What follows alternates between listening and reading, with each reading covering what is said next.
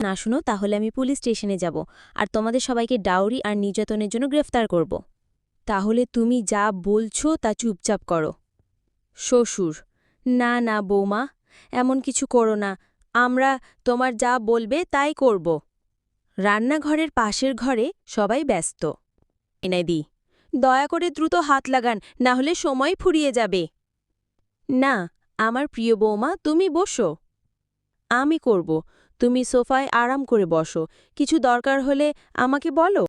Dining টেবিলের পাশে খাবারের গন্ধ ভাসছে। বৌমা খাবার তৈরি করে টেবিলে সাজিয়েছে। এটা কি খাবার? তার মুখ দেখে আমার খেতে ইচ্ছা করছে না। এই খাবার নাও, আমি খাচ্ছে না। বাইরে থেকে নিজের জন্য কিছু অর্ডার করব। জুলি: কিন্তু বৌমা, আমি অনেক কষ্ট করে বানিয়েছি, রান্নাঘরে 2 ঘণ্টা দাঁড়িয়েছিলাম। আমি কি করব? দূর থেকে দরজার শব্দ। শ্বাস হলো। মা, চিৎকার করলে কেন?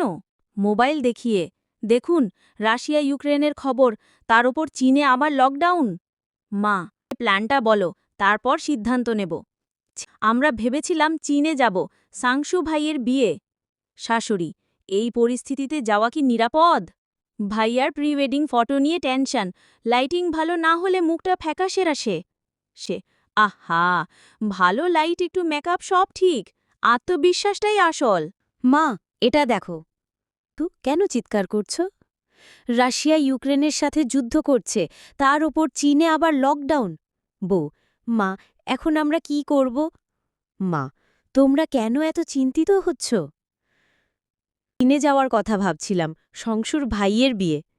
তাহলে কি তাদের ভাই কি ঘোড়ায় চড়ে এসে বোনকে সাজাবে? মা, তার চোখ খুব ছোট, হয় পিম্পল হবে, নয়তো কালি।